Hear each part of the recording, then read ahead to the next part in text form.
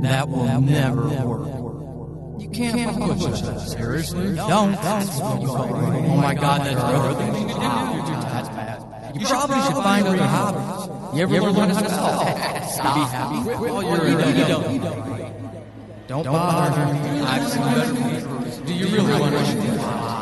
And my third grade, give it up.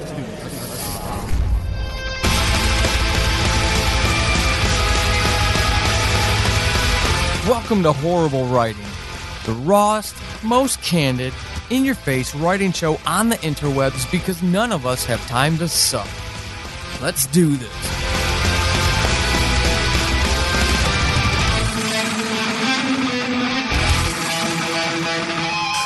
Hey everybody, this is Paul Sadine. Welcome to episode 24 of Horrible Writing. Now, I have a guest.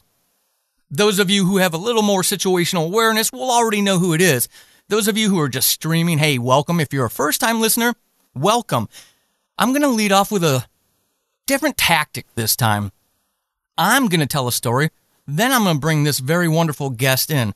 So, the episode is dealing with meditation, and you all, those of you who've listened for a while, get it. You know what I'm about, talking about candor and empowerment through candor and being real and being raw. And all of that sandwiched in between two wonderful outtakes from the Swedish band Fimbultur, who are friends of mine. A little bit of dark metal for you to kind of kick off a meditation session. So why would Paul be thinking about this? Why would Paul want to talk about it? Well, one, we talk about heavy stuff, the real stuff about being a writer, the loneliness, the depression, the anxiety, things like that can really impact us as human beings and as writers, and sometimes, unfortunately, lead tens of thousands of us away from chasing this dream that we have about being a published writer. I try to do self-care. A lot of times I fail. Might sound familiar. So one day, my teenage daughter said, "Dad, you're driving me nuts. I'm going to teach you how to meditate." So she tried in her, the best way her little teenage self could to help me understand how to meditate. She does it. She loves it. So I work from home. I'm in my office. The lights are off. I move all obstacles away. I shut off the computer monitor so I don't see anything. No sound. Kick the dogs out of the house so they could go run around in the backyard. And I sit on my office floor and I try to meditate. It lasted for all of 3 minutes. I got super stressed because I could not block out thoughts, those invasive thoughts. Now, I know you're saying, Paul, you can't do it one time and be... I get that. The fact is, the result of my one meditation experiment resulted in me being even more anxiety, more stressed than I was when I started it. So I said, I can't do this anymore. I need to talk to someone who knows what they're doing. And that's where today's guest comes in. I am absolutely humbled and honored to have Susan Kaye Quinn come on to episode 24 with us. If you don't know Susan, you're going to fall in love with her by the end of the episode, and you're going to be going over to Amazon and checking out all of her wonderful series. And I'm not being hyperbolic. Susan Kaye Quinn is a rocket scientist turned speculative fiction author. How's that for a life change? She specializes in young adult science fiction, adult future noir, sweet romance, best-selling author. She's got works that are translated into German. I think there's another language which Susan will probably correct me on, and she's got several anthologies. She grew up in California, bunch of engineering degrees, and she designed, check this out, this doesn't make sense for my brain. She designed aircraft engines, studied global warming, and even was an elected official. And she's a writer? How does that work? Her series, Singularity, Mindjack, Royals of Daria, and Debt Collector are just some of the works that she's got out there. Like I said, by the end of this episode, you're going to be a better person, your writing's going to suck less, and you're going to be absolutely in love with Susan. Susan, welcome to Horrible Writing, and thank you so much for coming on. Thanks so much for having me, and I'm now worried that I can't possibly live up to all of that introduction that you just gave me. Oh, I have no fears. I will try. I have no fears that you're going to be more than awesome. I think you just set the record for the longest introduction ever. That's good. Oh, and that other language is French, by the way. And my French translations, I have a French author assistant, and I went to Paris earlier this year and did a book signing in Paris in a tiny, so tiny bookstore. And it was just absolutely the highlight of my year in many ways. So there's so many wonderful things about being a writer. And I think people have dreams like that. Like, I actually never had a dream of signing in a Parisian bookstore, but as soon as I knew that was a possibility, I was like, oh, well, that's obviously something I need to do. I think people have that sort of grandiose dreams of what being a writer is. Mm-hmm. And that was fabulous for like a day. Okay. But that was, and that's not even true. I got more mileage than even a day out of that. I had the pictures before, I had the anticipation of the event. You know, it was probably a good 2 weeks there of like awesomeness. But that's not really what being a writer is. And that's not what gets me up every day, eager to get down and down the stairs and make my words and make my stories happen. And I love that you are talking about the real stuff of writing, because, you know, there's a lot of talk about how you write, and then there's like the real thing of how people actually live as a writer and the demons that they wrestle with, and how do you actually get the words on the page? How do you get out of your own way so that you can create?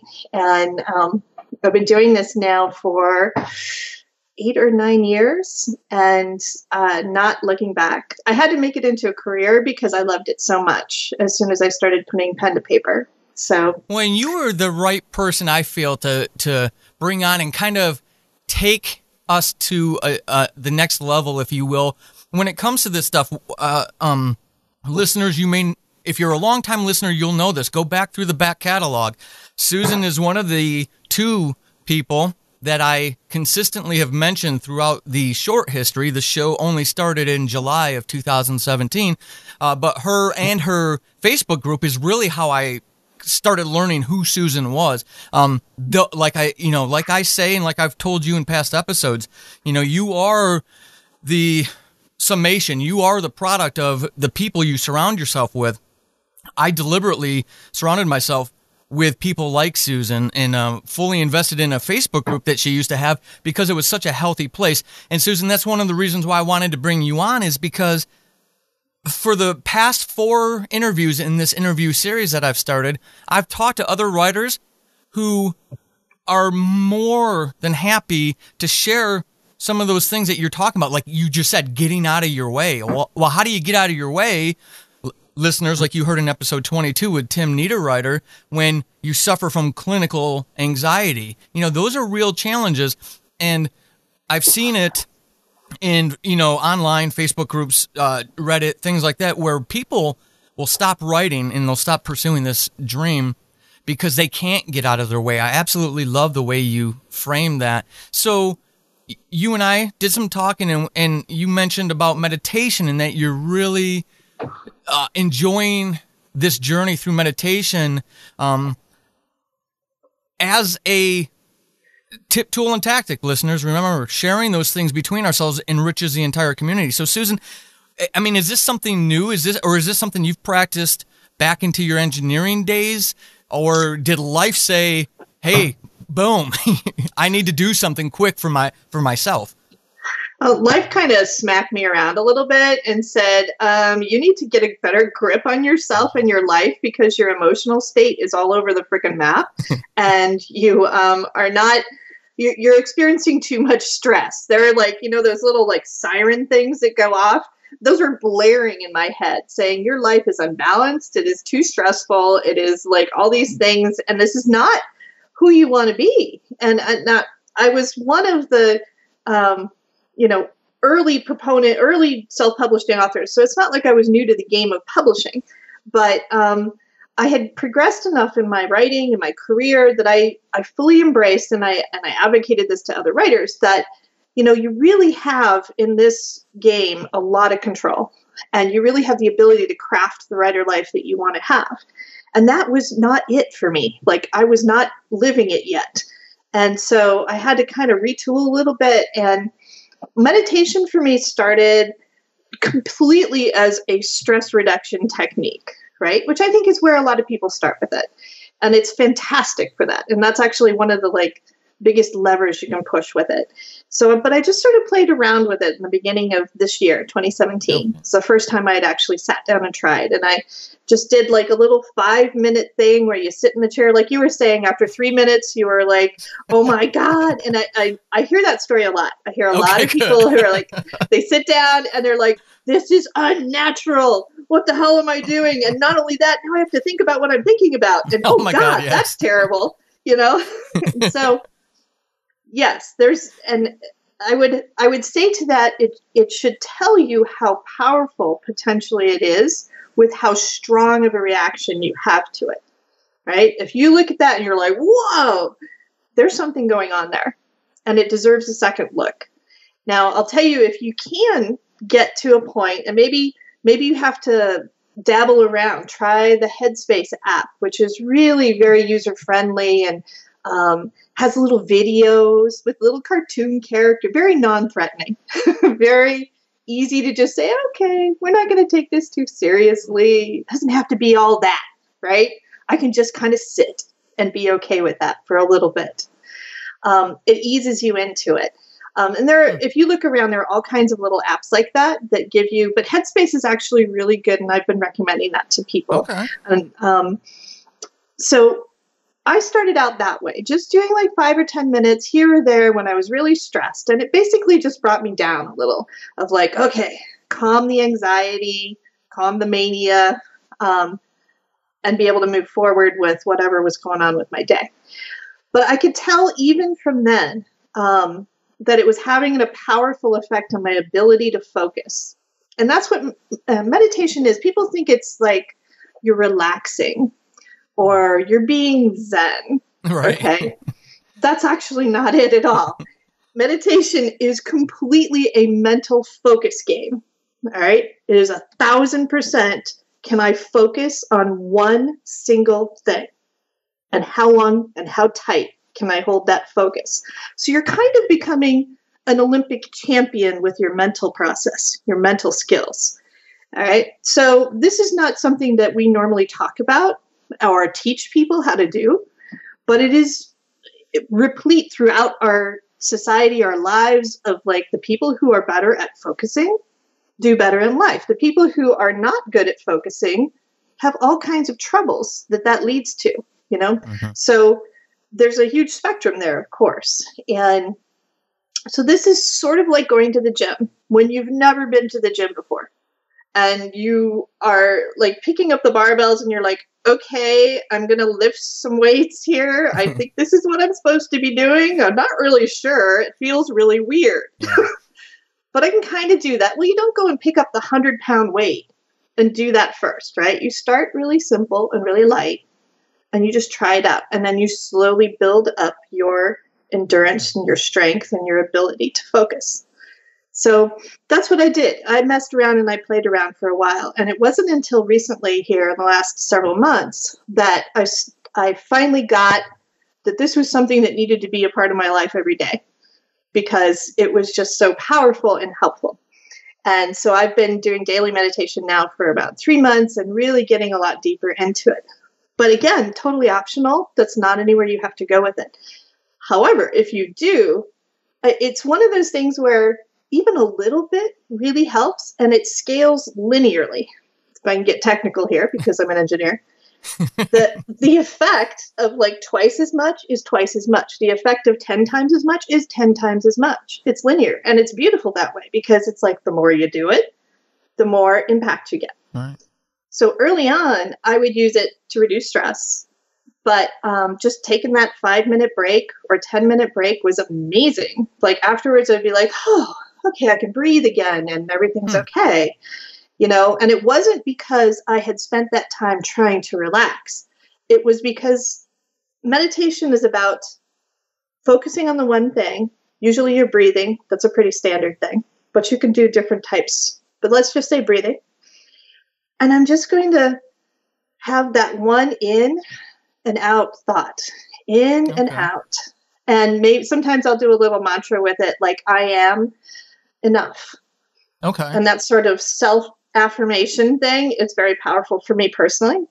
But whatever works for you, But one thought one mantra. And what you're doing is you're pushing everything else aside. You're letting it go. Mm-hmm. You're letting it come and then let it go. And in the act of doing that, you're exercising your focus muscles, but you're also just clearing your landscape, your mental landscape. That helps so much to know that I have that allowance to actually think. Yes. You know? No. In fact, that literally is meditation. If you could go completely into the total focus instantly without any struggle whatsoever, you actually don't get the benefit of meditation. Because that's what I was trying to do in that horrible experience that I had. It was, the focus on, or the think about nothing thing, and then I was thinking about how I was supposed to be thinking about nothing.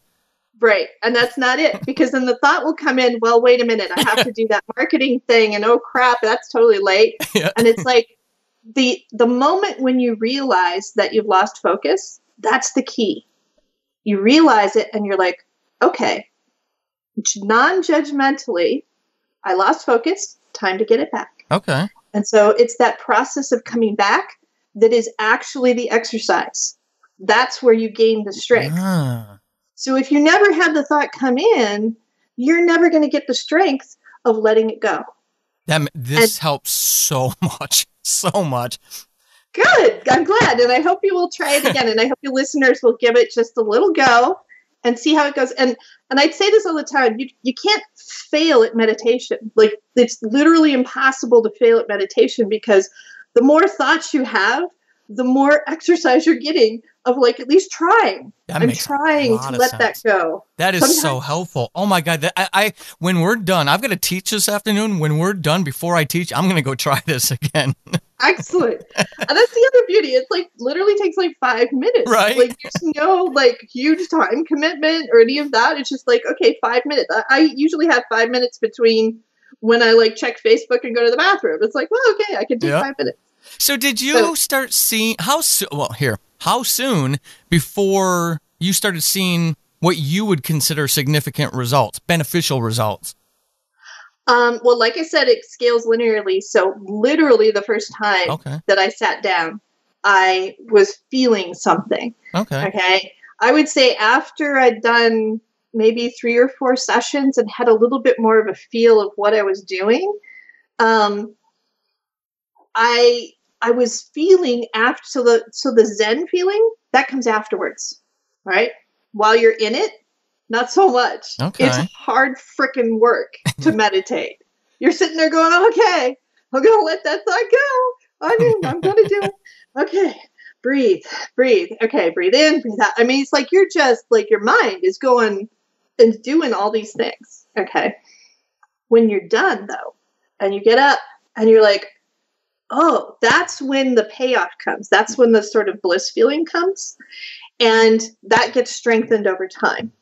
Now, even early on, I would get to the point where I would meditate for like 10 minutes, and I would do it before I was sitting down to write. Because in my way of thinking, all right, that starting to write is an extremely perilous time.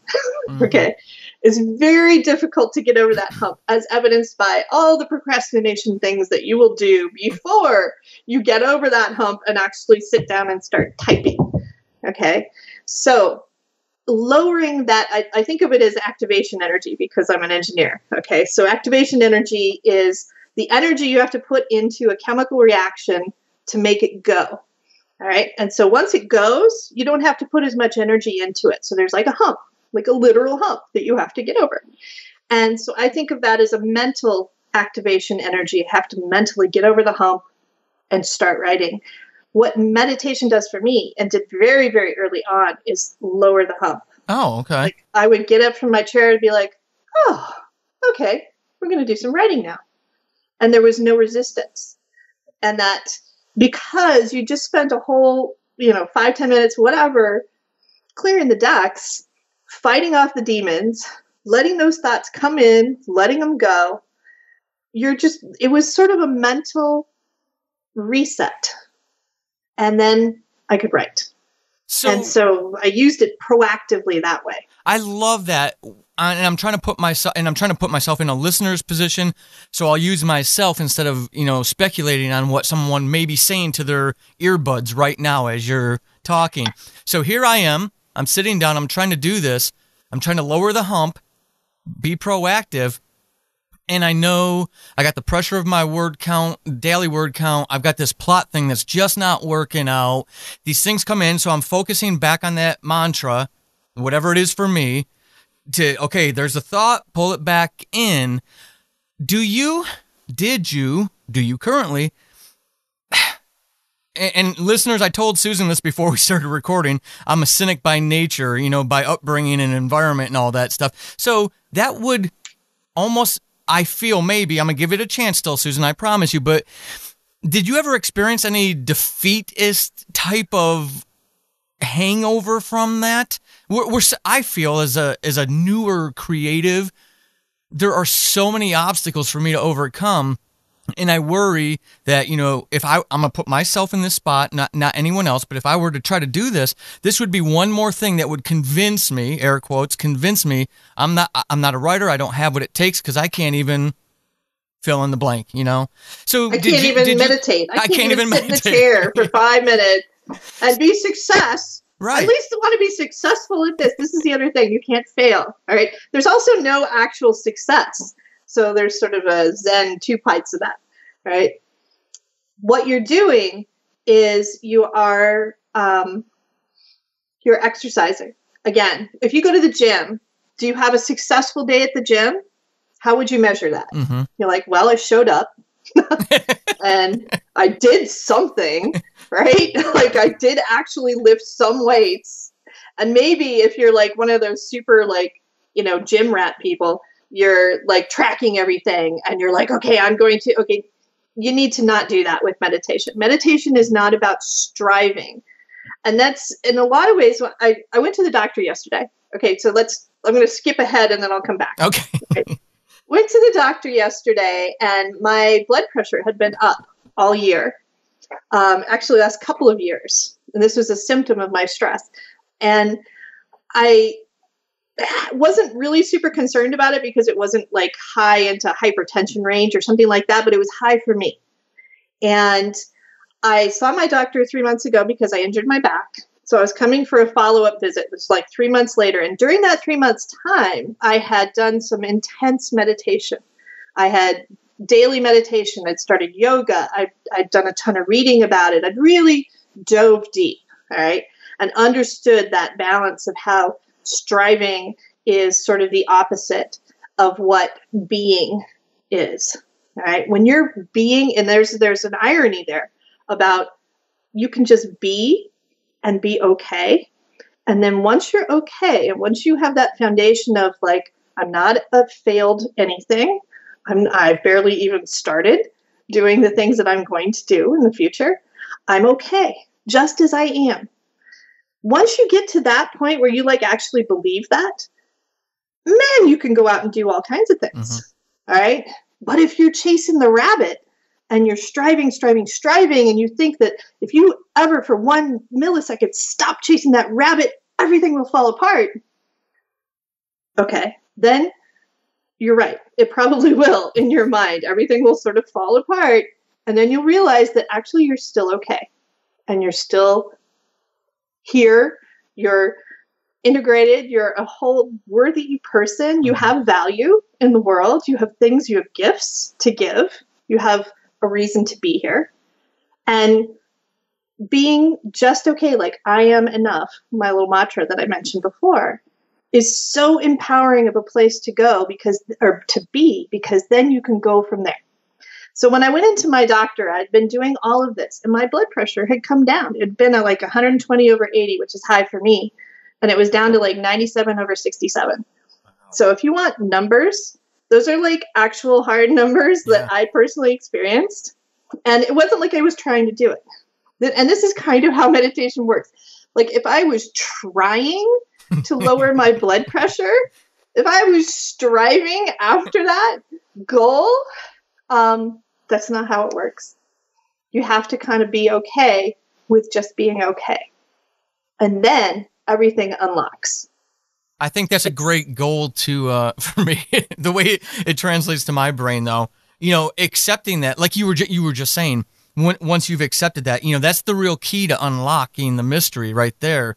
So if you're a listener and you kind of identify with that kind of mindset that I have, chasing the rabbit, like Susan said, that's a great focal point for somebody like me, who feels from environment or conditioning or whatever the cause may be that you have to chase the rabbit. So, my prior military brothers and sisters are going to recognize that, right? There's no rest, the weak rest. We don't rest kind of thing. And that unfortunately becomes part of who you are. And I'm going to speak for myself, obviously. So that's an absolutely beautiful message, Susan, because I can satisfy my own driven needs to achieve something, but it's really, the achievement is just accepting who I am. That's really foundational. And I think we forget that. Mm-hmm. I think if you look at your kids, let's put it in a different framework. So it's outside of us and it's not so threatening. Okay. You look at your kids. If you have a kid and you don't give that kid love and attention and make them feel safe and secure as they grow up, all right, they're going to be forever seeking that love and safety and security. They will be driven to find it, but they will never actually be able to embrace it. Mm-hmm. We kind of can I think most parents intuitively love their kids because they know their kids need that, or they just intuitively get that there's just that parental hormone thing going on where you're like, you are mine, little one, come to me, right? That is what we need to have for ourselves. We need to have that foundation where we're like, you are just okay the way you are. And meditation helps with that, okay? Because I don't want to spiral off into some, you just have to think positive kind of thing. Because just that's, just one more thing on your checklist that you just added. Now I have to think positively about myself. Great. No. What the meditation does is it helps you separate out, because you're doing that exercise where you're focusing on the one thing, you're developing your laser focus, okay? And you're learning how to let things go. What you do in that process is you get a very intrinsic sense that you are not your thoughts. Your thoughts come, your thoughts go. You are not your thoughts. You are always here. You are always present, and you are always okay. All right? Regardless of the thoughts that are swirling around you. You get a sense of that perspective, that separation, and then you can hold on to that when the vagaries of life come along and all the striving things come along that say, you should do this and you should do that. You can start to see where the messages are crap messages that are coming from society, mm-hmm. or from the people who you've surrounded yourself with, who are saying, you should do this, you should do that. Or the little internal head that's saying, you should do this, you should do that. And you realize that's not actually me. That's a separate entity. And now I can choose how to react to that. And coming from that place of empowerment, you are much more ready to actually do the striving, to actually achieve the things that you want to achieve. Because first of all, you'll know what they are with more clarity. And you will have the emotional foundation where you're not terrified of ever stopping, because then you will crumble into a heap. You're like, we're good where we are. Here's where we want to go next. I've got a question for you. I'm going to kind of put you on the spot because as you were talking, it popped to the front of my brain because my male monkey brain said, you must address this with her. I want to start tying your meditative practices and processes with your writing in a second. But first, before we, let's tease the audience with that. Before we get there, I know there's going to be someone listening because I just did it while you were talking, 30 years of conditioning about what it's like to be a man. Right. Somebody's going to be listening to you and they're about to hit that stop button going, oh, this is, I don't need this crap. I don't need this garbage, this touchy-feely mumbo-jumbo. Before they hit that pause button, before they discount what you're saying because it's just touchy-feely stuff. I'm a man. I don't need that. What would you say to them to get them to go, wait a second, here's why I want you to hear the rest of what I've got to say? Well, if you're a writer and you don't know how to harness the power of emotional storytelling, you are hampering your success. Whatever success you think you're going to strive for, you will get double that if you can harness your own inner emotional self and put it on the page. And I'm a huge, huge believer of that. And that goes triple, double, quadruple something or other for you technical science fiction writers. I have a PhD in engineering. I know exactly what you're thinking. I lived with people like you all day long. And, nobody really cares how your blaster works. Okay. What they want to know is why you're shooting. And they want to know what terrible price you're going to pay for that. All right. Those are the emotional stakes in your writing that hook people, that hook readers, have them flipping through the pages. And all of that starts from the inside, right? That's what writers do. We excavate what's inside and we put it on the page for other people to enlighten their lives. All right. And if you cannot engage that emotional thing, I get it. I get, like, we have so many terrible gendered ideas about women are soft and men are not.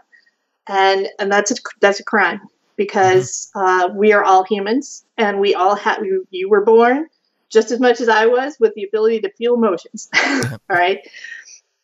It's the training, it's the messages. And again, being able to have that sort of dispassionate thing, I'm going to bring it back to meditation, that is giving you mental control. All right. It's giving you the ability to decide how you are going to react to things.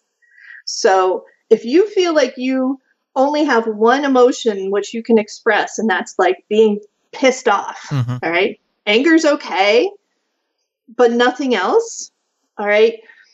Even just in managing that one emotion, you will find some benefit so that you don't lash out and destroy the things that you actually care about with your anger, which is your one and only vent for getting your emotions out. And in the process, I'm hoping that you will actually be able to discover how to embrace all the other emotional qualities that are a part of being human and be able to imbue those in your stories and bring those to life in a way that your readers will just be like dying for you. I love that. I love that answer. One of the critiques, I don't know if you're an audio drama fan, I'm not even going to ask you and put you on the spot, but one of the critiques I have about audio drama, since it's realizing this rebirth, the radio drama of old is very much, thank you, internet, very much undergoing a rebirth, the Phoenix rising. But one of the critiques I have is it's all about the blaster and nothing about why you're pulling the trigger on the blaster kind of thing. So you doing that, I hope audio dramatists, writers, aspiring authors, whoever, listen to what she said. Hit the 30-second rewind button a couple times to re-listen to that if you have to, myself included. I always raise my hand to that. So, Susan, you hit on something that I had down as a question that I had to ask you. And I think now hearing you and talking to you, it comes from my misunderstanding of what I see. You can even see in the way I ask the question, my bias against meditation from my own experience. The fear I had about meditation as I was preparing to interview you from a writer's perspective was, if I do this, if I know Susan's doing it and she's prolific and she's awesome and she writes great stuff, but there's something about her personality, right? It's not the meditation serving that.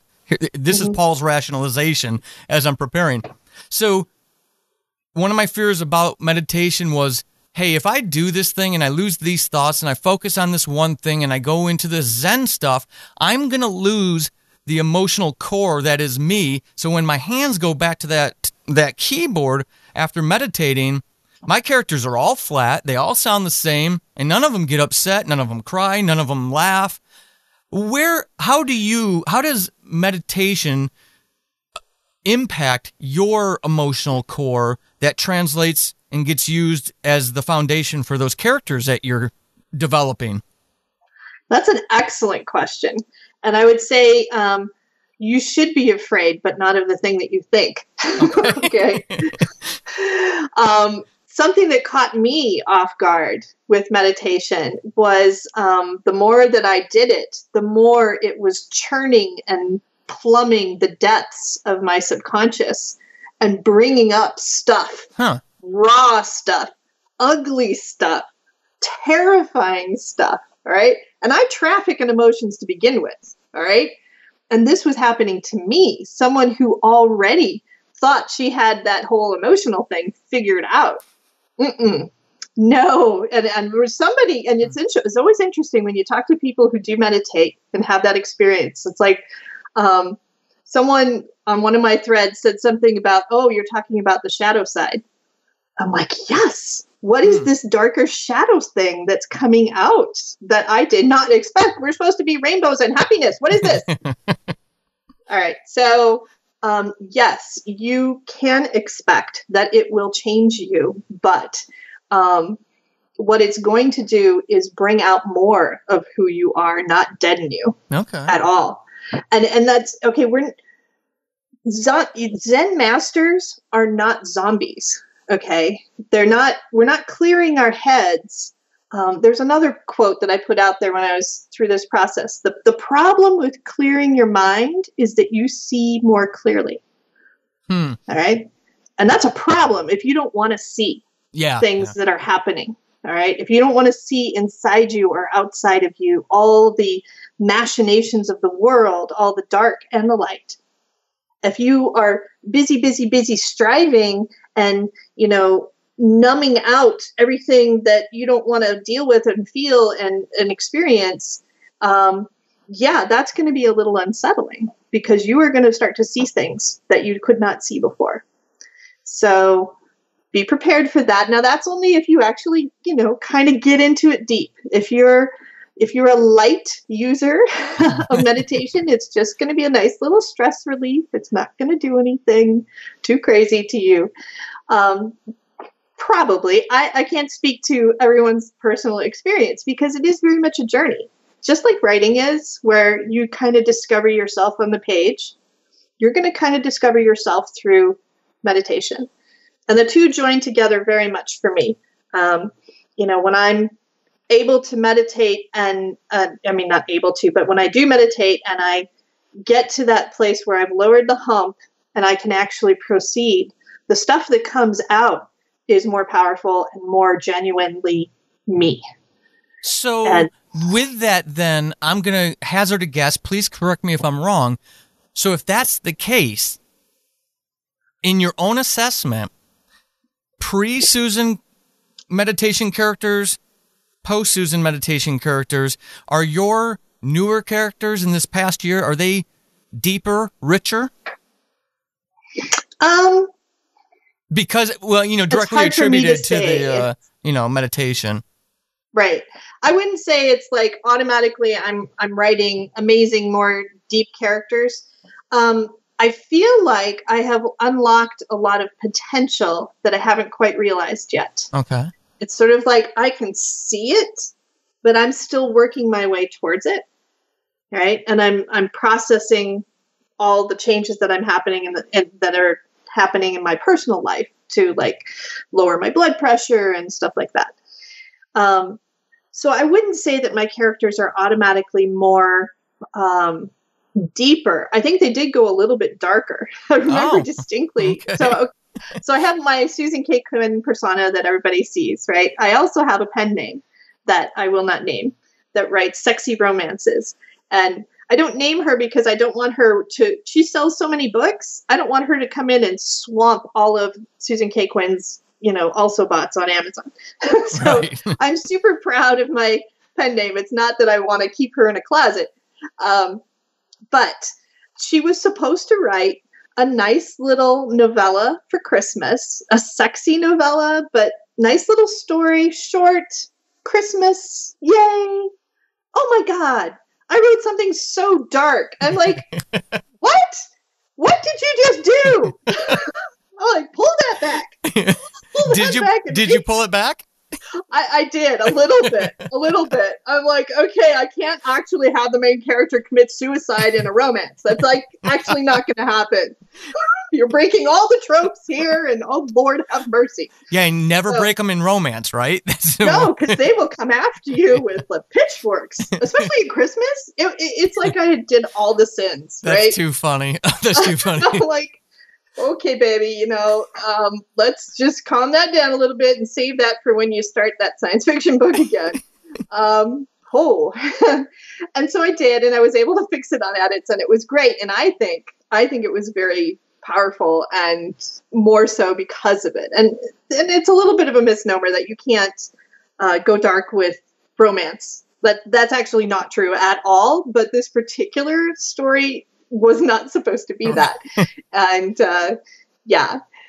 So yes, I do feel like it's impacting my writing, not always in an expected way. But this book that I'm starting right now, and I think I mentioned this before the show, talks a lot about hope when you have no reason for hope.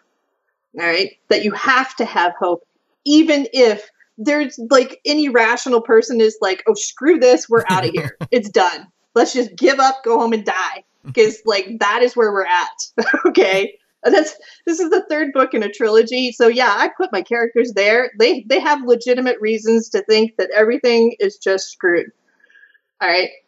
But my main character has learned his lesson through the first couple of books about how it doesn't matter how screwed you think it is. You have to have the hope, and you have to keep working towards the positive end, or else it literally will never get there. Mm-hmm.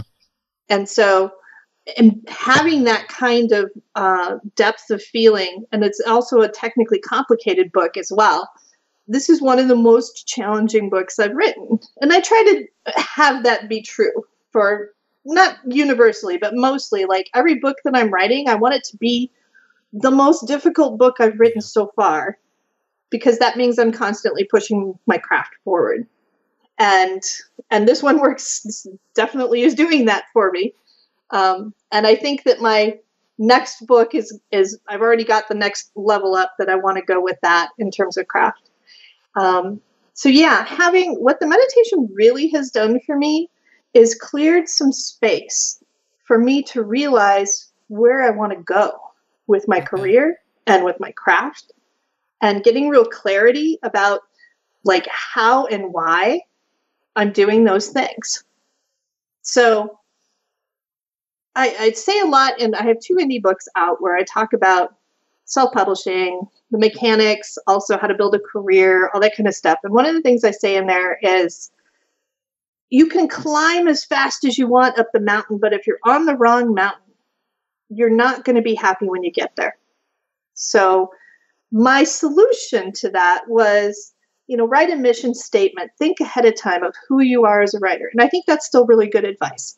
But it's really hard to visualize the future, right? You kind of like think sort of who you want to be and what you want. And some of those goals are realistic and some of them are totally not. And that's okay. It's okay to dream. I think what meditation does for me is it helps me live that every day. So I have some clarity every day of, is this really where I want to be going with my work? And how to stay in the struggle part of it. Because there'll be parts where it gets hard. And, like I decided I wanted to make my works more literary, more lyrical, more poetic. And so I started reading poetry and writing poetry and just started doing this whole little self-study thing that was sort of off to the side. And it was like totally not something, it was like a lot like meditation, where I thought poetry was one thing and it's really not that at all.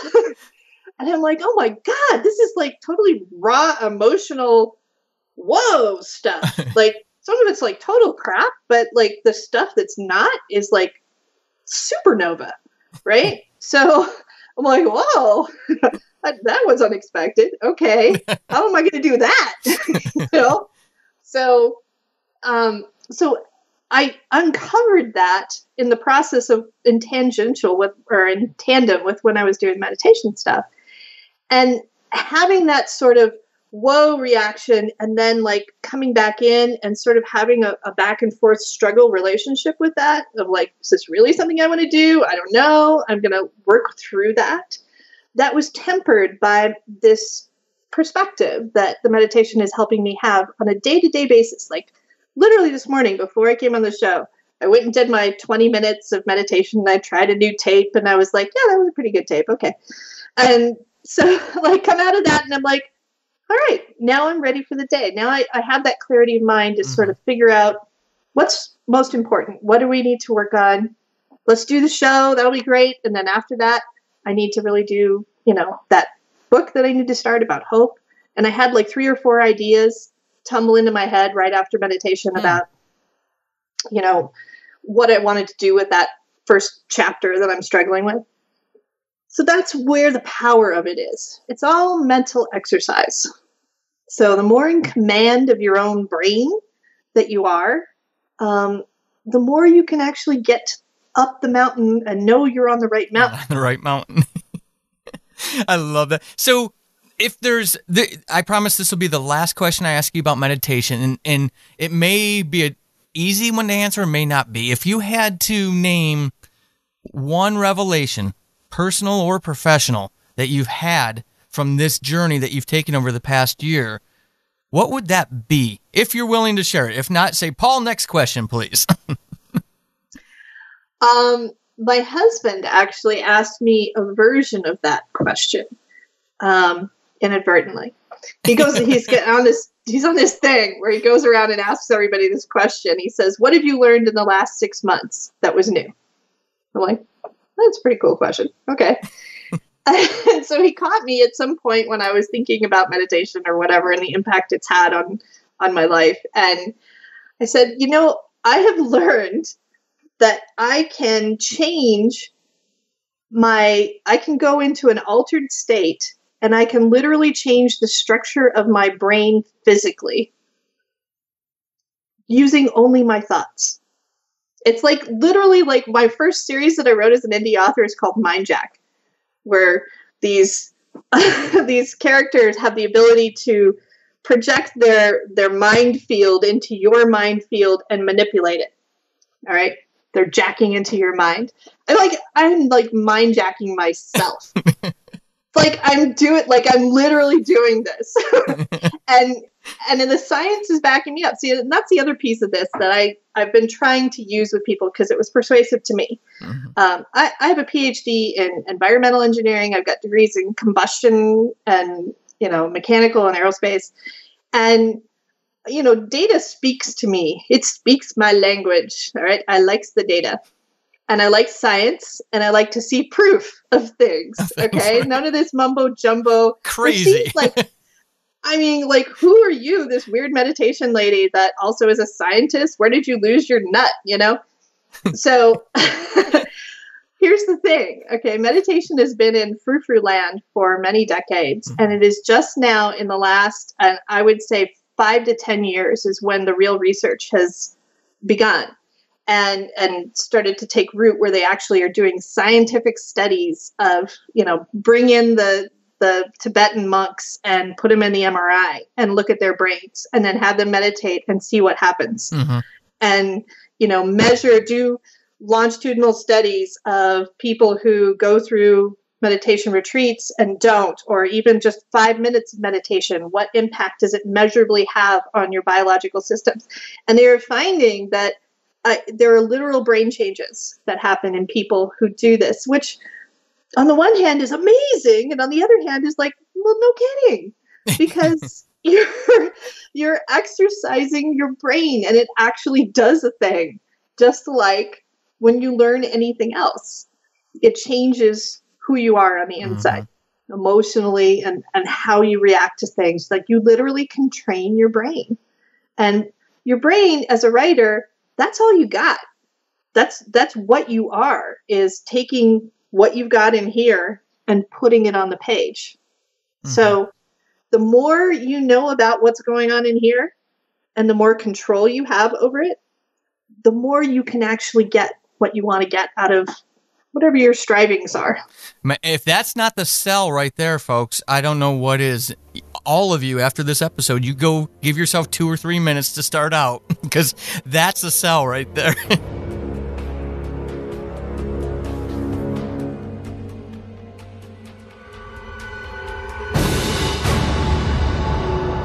All right, Susan. So, as a good host, I do this to every guest. You're going to be the latest victim in this process. Every time I reach out to someone and ask for a favor, having them come on and share a little bit about themselves on a horrible writing, I also put them on the spot, right under the spotlight, and I ask them to share a horrible writing experience. And it can be anything in your life, personal or professional, obviously related to writers, because writers are the ones who are listening. If you're not a writer, I'm very curious why you'd be listening. But hey, email me on the side. Let me know that. So the fact is I've already told you this. I admire you. I admire not only your writing, how prolific, how proficient, how effective your writing is. I'm a big fan of what you do, both fiction and nonfiction, but also as a community member, what you do and you have done for others. You don't have to, and you still do those things. So I almost feel guilty asking you to share a horrible writing experience, but I think coming from someone like you, it's even more powerful of a message for those of us on the other end that are just starting this journey towards that dream, whether it's just finishing a poem over the year, or if your aim is to get an agent or release a self-published book, whatever that aim may be. You can do it, and you're saying, no, I can't. And Susan's going to share a horrible writing experience that relates to the journey that we all go through, while also speaking from that platform of having nearly 20 books that are published, maybe even more. I'm not an engineer. Me and math do not get me and math, butting heads. So Susan, what is your horrible writing experience? All right. Well, I'm going to tell you 2 things. I promise I'm not dodging your question. Okay. First of all, I have over 30 books across 2 pen names, so there's that. Well, I don't know the other one, so that's why I didn't add those. Right. Nobody does. I could be totally lying. There's no fact checking on that because I'm not telling you my pen name, but there it is. Okay. Second thing is, I love the idea of being vulnerable. I think being vulnerable is hugely important, and I want everyone to run out and buy Brene Brown's book, Daring Greatly, because it's all about vulnerability and how to do that and survive and thrive, actually, because it's the key to unlocking things. And I think that you can definitely draw experiences by seeing the vulnerability. There's a saying she has that vulnerability in others is courage. Vulnerability in me is shame. All right. So I think seeing the vulnerability in other people does give us courage. And just last night, I went to a concert with Lindsey Sterling. And I strongly believe that artists can learn from each other. I learn from musicians, from painting artists, and I'm a writer, but I see them doing their creative work, and I can bring that home to my own work. So she was up on stage, and she was just insanely talented. This woman is insanely talented, but the thing that was precious and adorable and wonderful about her was her vulnerability up there on the stage and talking about her life and being an independent artist and having this huge success. But, early on, she didn't believe in herself at all. And, she told us her story. And I'm like, this is why people love you, because you are just so open and willing to show that. And then we get to see the proof of her being successful and talented and doing the things that she does. So my story is actually not that great, but I'm going to share it anyway, because, that's how that works, where you think that, I shouldn't even share this because I'm just not as good as everybody else. My story will be worse than everyone else's, that whole shame tape that we like to play. Yes. I'm telling you this so you know that I still have the shame tape that plays every once in a while. So early on, when I was a budding new writer, and I went to one of these writer conferences, and I can't even remember now. I think this was very, very early on. I just had my first indie book out or something like that. And there was a woman who was a very successful indie author, and her name was Sarah Rain, which I hope Sarah actually hears this because she will laugh. And she is this young, beautiful, like tall woman, and just has this commanding sort of sense about her. Okay. And I spy her at this conference, and I'm like, oh, it's Sarah Rain. And I like only knew her from online, but I was like a total fangirl of her books and her personality. And like, you know, she like her profile picture, she has like this dagger and she's just like this badass, right?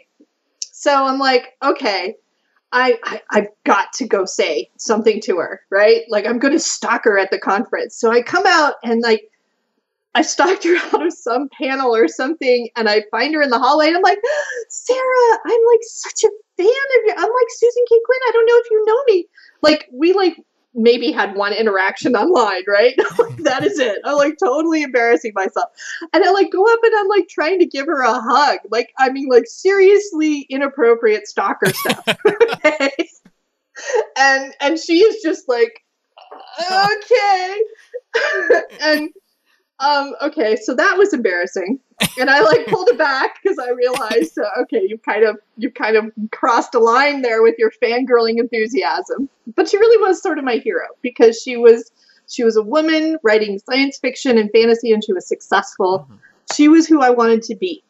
Okay, before I was who I am now. And so then, fast forward a couple of years. I joined a secret group of female science fiction authors, high-powered women. I'm like, why did you guys let me in this club? I don't understand. And sure enough, Sarah is in there. And I'm like, Sarah, hello. And by this point, she and I have actually become friends. And I'm like, do you remember back in the day, I met you at this conference and I tried to give you a hug and it was like super awkward. And you were like, why is this person stalking me? She's like, no, I don't remember that at all. And so my point with that story is that a lot of times there is so much going on inside of our heads, right? She was this person I wanted to be. I wanted to have some kind of connection with her because, oh my gosh, maybe the pixie dust would rub off on me, you know, or something, right? And I was mortified that she was embarrassed. And then like, there's this whole thing that happened that really only existed inside of my mind, right? It was my interaction with the world, my needs for the world to be a certain way. And she was like, as I came to learn, she's like not one of those people that likes to touch. Like, she's like, don't even come close to touching me. So I like really crossed a boundary with her. And I'm like, I am so sorry that I did that because I did not mean, you know, because I was so wrapped up in my own thing. Mm-hmm. I wasn't thinking about you. And she's like, it's fine, whatever. And, you know, and now we're really great friends.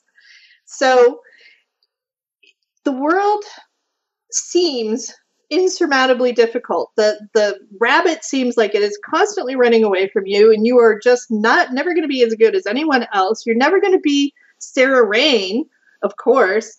Well, you know, Sarah comes to me now for advice about when she wanted to reboot one of her series. She's like, I've been out of the game for a while. I don't know what's going on. Sue, tell me. And I'm like, okay, I got you covered because I'm in it. I'm rolling. I'm selling books. I'll tell you how to do this. All right. You need to get out of your own way, right? We started there. Mm-hmm. Get out of your own way because you are your biggest obstacle. And meditation for me has been a really helpful tool in figuring out how to have that distance, how to get out of my own way when I need to. It's not the only tool out there. I'm selling it pretty hard today, but I did a lot of work prior to discovering meditation. It's just one of the many tools that I use to fight through my fears, lower the hump of my resistance, increase my productivity, figure out who my audience is, really connect with them, learn how to sell books. You know, those are all like, there's a million pieces that go into the puzzle of being a successful author. And I would direct people to my website because there's a lot of information there. I'm very open with the process that I'm going through with meditation and everything else. So all of that is out there. You know, I pulled back a little bit recently because I am very much in this interior mode right now where I'm sort of doing my own work. But whenever I come upon something I feel is really helpful to me, I'm almost always sharing it on my blog or my newsletter or something like that. So I hope that actually helps people to find their own way in this, because it's hugely important to me that the world is filled with creative people who are finding their dreams and doing the work that is so soul fulfilling for me. I want that for everyone else. And listeners, if this is the first time you've heard from Susan, hopefully you can hear the authenticity in that. If you trust me, I will back up what she just said 1,000%. I have been so empowered by Susan, observing her again through that Facebook group where I came across her and her work, and what she just said, she embodies, in every day, in every interaction that I've ever witnessed her in. What you just heard is authentic. It is genuine. It is very true. And remember, the tagline for this show from episode 1 was always empowerment through candor. And Susan's been very candid, very vulnerable with us. Susan, I really appreciate it. Before I let you go, I really want to thank you for doing all of this. And I'm going to really give you some love at the end here. I swear. And it's going to be really, it's going to be as weird as that hug that you did at the conference. But before we do that, I do want to give you a chance to tell listeners, these are, the listeners to this show span every demographic that you can imagine, but tell them a little bit about what you have to offer them through, either your nonfiction, your fiction, or some kind of combination of the both, because, I find great benefit in everything you do. Even writers, if you're not really into the whole nonfiction how-to kind of thing, one of the biggest disservices you'll do to yourself, this is Paul's testimony, one of the biggest disservices you will do is skipping out on some of the nonfiction stuff that Susan puts out there as well. It has launched, this show exists because I felt the confidence and the empowerment through actually reading her boot camp book for me to actually go, you know what, I can do this. Well, I love, first of all, that I help to inspire you to pursue your dream and making the show a reality. I love that. That is my payback. Okay. This is part of why I put stuff out in the world, because when it comes back that I've helped to empower someone, I'm like, yes, all right. Did a good one today. So the way that I do that now, and it has been evolving over time, and you talked a couple of times about the Facebook group, that was a way for me for a while to connect with a lot of people. And it grew to be too successful. Mm-hmm. Like there were just too many people, and it was taking too much of my time to manage the sort of internecine warfare that would go on in there sometimes. And, so my method of putting stuff out in the world has changed over time. Now, currently, I have 2 books out there that are, one's the boot camp book, which has some really basic stuff about working through your fears and, just actually getting that first book published. And the second one, For Love or Money, is a lot more about bigger perspective stuff of, do I do stuff for love? Do I do it for money? Everybody wants to do both. Is that even possible? How do you make that happen? And just kind of give you some tools for deciding whether you want to write for the market, or if you want to, have something where you're just really writing for yourself, and how to really do that without, no matter what choice you make, always feeling like it's the wrong choice. Okay. There's a lot of validation in that book. And I've heard people tell me that it helps them to settle some of the crazy voice thing that goes on in your head. Okay. So the book's standalone. But in my blog, I talk a lot about stuff that comes up every day. And I have a newsletter. So once a week or every other week or something, I'll send out a newsletter with whatever my latest blog posts are. And you can follow me on Facebook. I talk about a lot of this stuff there. So those are all just like sort of places you can find me.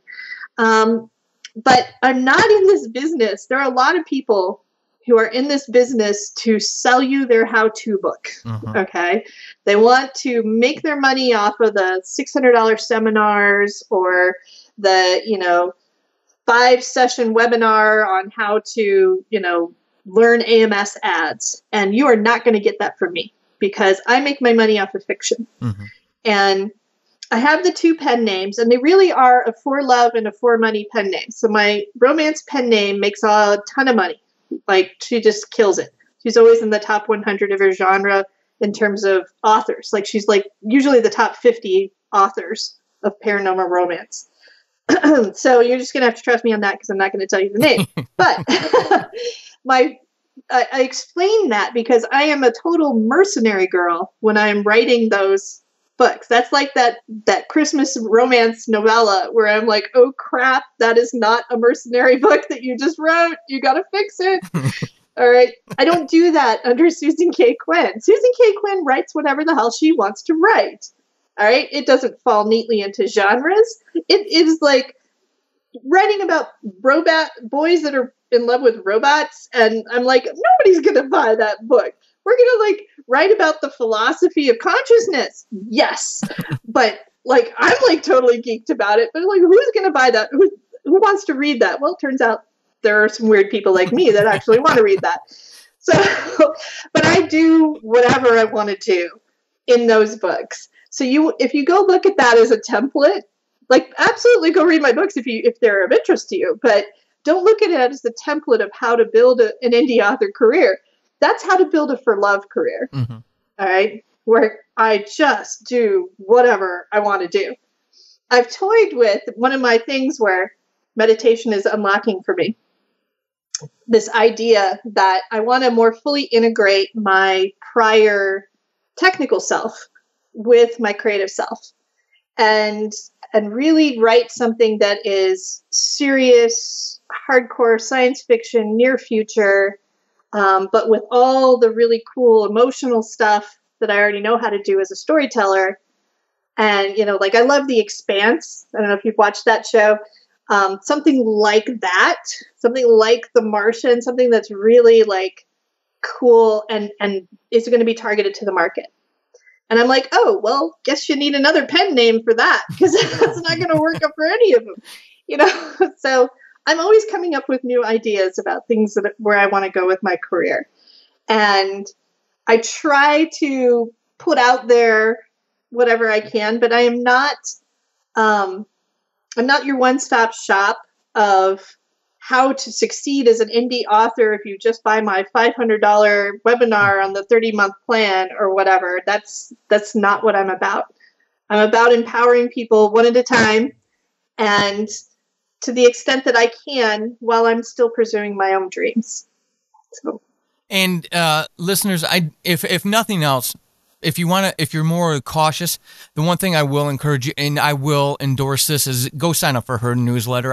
I've been a subscriber for months now, and only because I will admit this to your face, Susan, only because the Facebook group was going away and I was getting so much out of that, and I kind of avoid newsletters. So if you're like me, listener, and newsletters are like, oh God, one more email. When you get Susan's news, if you do subscribe, and I do encourage you to, there's value in each and every one of them, especially if you're trying to unlock the key to this, whether it's for love or for money, you're trying to unlock that key. She's gonna deliver sustenance to you. You're gonna be able to consume this and get benefit out of it. It's not hey, go buy. It's not anything like that. So definitely, if you do anything, if there's any action item out of this episode, is go sign up for her newsletter. Get to know her on that level. If this wasn't enough to convince you to fall in love with her, that's going to be. Susan, before I ask you for your contact information that you want to share with listeners, I do genuinely want to thank you for everything that you've done for me. As you know, I was a stranger who came out of the blue and said, hey, I like your stuff. Can I ask you favors? And you always gave. Matter of fact, listeners, those of you who know my audio drama, Subject Found, the first season, you all know, those of you who've been listening, I've turned that into 100,000 word book, and it's currently being edited by an individual that Susan did a warm handoff for me, and he's absolutely a rock star. These are the things that she does, and if the world were full of people like her, imagine what a place it would be. So I genuinely want to thank you, Susan. I am on the fast track. I'm already... This morning, I wrote another 4,000 words. I'm already 15,000 words into the second book of that series, and you were the one that kicked me in the rear end and said, stop feeling sorry. You didn't say this. You don't think you said this, but you did. This is what I heard.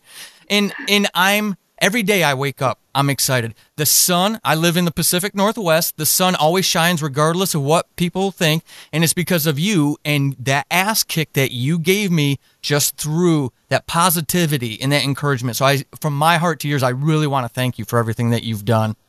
Oh, I love hearing that. I absolutely love it. Thank you for sharing that. And, I can't wait to see where you go. So I'm going to continue to stalk you just so I can see where you end up going with all your success. Well, good, because if nothing else, the next time you come out to Seattle, I can actually meet up with you this time. Well, yes, that needs to happen, obviously. I'm blaming that, Kevin. I know you'll never listen. I'm blaming that on you and your wedding, you and your selfish needs. So, Susan, where can all these people who are now in love with you, how can they find you? My website is probably the best place to go, susankayequinn.com, and that's KAYE.com. And there's a tab on there at the top that says For Authors, and that will take you to my site that has all my author stuff. I kind of keep them a little separate, just so it's nice and neat and clean. But all my fiction stuff is on the regular site, and then all the indie stuff is on the For Authors site. All right. And listeners, I will link everything out there for you, her Amazon page, her website, all that good stuff, so you can find her stuff. Susan, thank you one more time for coming on. Thank you so much for having me. It's such a pleasure. All right. Thank you for joining us in this episode and for taking this journey with us. One thing that Susan may not and did not tell you, and nor did I while she was on the air with me, was that I promised her I would only keep her a half an hour. And you can tell the edited final version of that interview was at least twice as long as that. That's the kind of spirit that she has, that giving spirit that I was talking about at the end. If you're into sci-fi, definitely go check all of her stuff out. If you're interested in the craft of writing, if you're interested in self-publishing, she also has that to offer, and she's a good person. These are the kind of folks that help others, and they just do good things for those of us like me who are searching in the darkness how to find the path to being a published writer. And then, hopefully a successful published writer at some point. So please head on over to her website and go support her and check out some of the stuff that she does have to offer. I will put the link for it in the show notes so you can get it from your mobile devices or from any desktop.